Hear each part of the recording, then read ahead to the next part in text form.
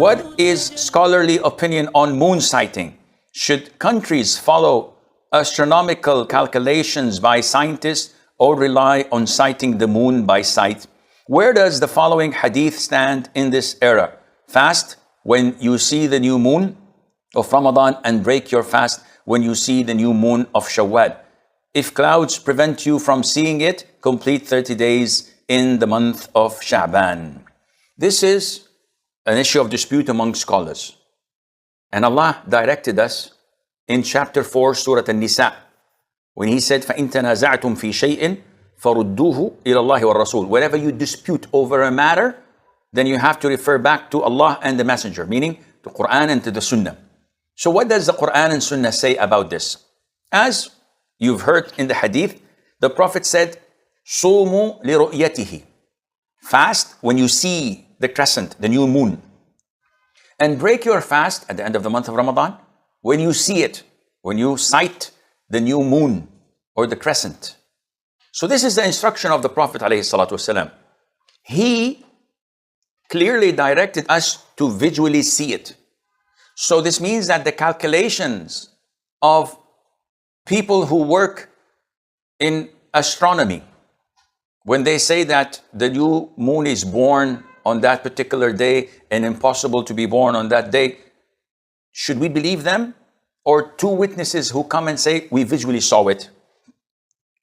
The most authentic opinion is that Islam is a religion of simplicity. And we have to rely on something that is visual. So even if I use a telescope and I sight the moon and I see it, it's okay because I saw it with my own eyes. But to claim that according to calculations, today the new moon is born, and I look and it's all cloudy, it's dusty, there's a storm, there's no possible way to visually sight the moon. Should I fast tomorrow or skip it and consider it to be a day of not fasting? The answer is calculation is disregarded.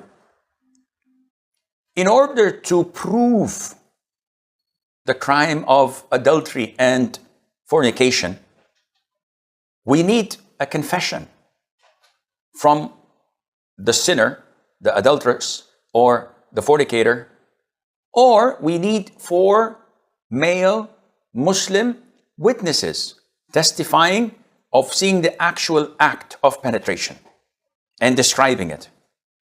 This is the Sharia law that was at the time of the Prophet ﷺ and will remain until the Day of Judgment. If someone comes and says, Sheikh, we have 3 cameras, we have 5 cameras, HD, high def, 16K or whatever numbers they have. Maybe they did not reach 16, I don't know. So we have the footage. Is this sufficient? The answer is no. There has to be 4 male Muslim witnesses visualizing it. So this is the Sharia law. It is not something that we make up or we think that, oh, okay, we have DNA testing. This is enough. No, it's not enough. It can be circumstantial evidences that a judge may use, but it is not sufficient on its own. Therefore, the sighting has to be done. Now, the 1 million Kuwaiti dinar question. Do we have one sighting for the whole world of the Muslims, or there are various sightings according to the region? The most authentic opinion, and this is what was done at the time of the companions, may Allah be pleased with them, and referred to the Prophet ﷺ, that each region has its own sighting. A man came from Ash-Sham, which is nowadays Syria, from Damascus, where the Khalifa, Muawiyah ibn Abi Sufyan, was there. He came after the month of Ramadan entered. When he reached Mecca or Medina, Ibn Abbas asked them, when did you see the crescent? And he said, Saturday. So Ibn Abbas said, we saw it on Sunday. So the man asked, should we unify? Should you also consider Ramadan beginning at Saturday? He said, no. The sunnah of the Prophet ﷺ to apply and implement each one's own sighting. And this is what's being practiced today. People in India, Bangladesh, Pakistan, they have their own sighting. People in the Gulf area in the Arabian Peninsula have their own sighting. People in Egypt have their own sighting. People in Morocco, people in Europe, people in USA have their own sighting. One says, Akhi, but this divides the ummah. When their Eid is on Saturday, my Eid is on Sunday, their Eid is on a Monday. The ummah is divided. Akhi, this is not true. This does not divide the ummah. When they pray Fajr, do I pray Fajr at the same time? So no, there are 3 hours difference. When I pray Fajr, do they pray Fajr in USA? So no, there's 8 hours difference. So where is the division of the ummah?